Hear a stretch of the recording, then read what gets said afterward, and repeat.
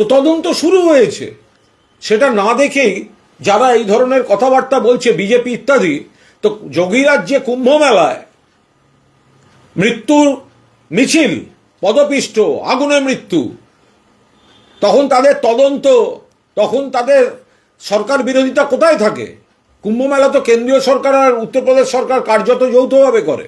উত্তরপ্রদেশ বিরোধীরা কথা বলছে। কদিন আগে বেঙ্গালুরুতে আইপিএলে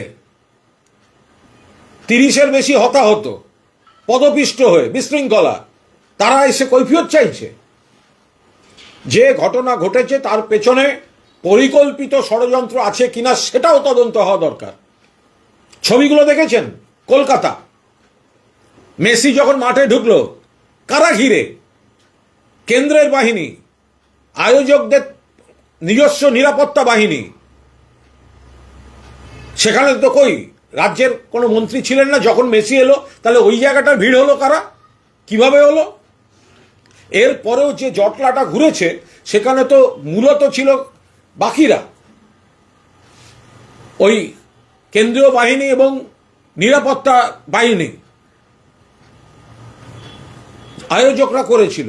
তাই যদি থাকে তাহলে হায়দ্রাবাদে সেই বাহিনীটা গেল কোথায়? মুম্বাইতে কোথায়? দিল্লিতে কোথায়? নিরাপত্তা রক্ষীদের পোশাক পরা যে বাহিনী এমনভাবে ঘিরে রইল, বেষ্টনী, অনেক সময় হাতে হাত ধরে চেন করে, তাহলে কেন বাকি 3টে শহরে এই নিরাপত্তা রক্ষীদের দেখা গেল না?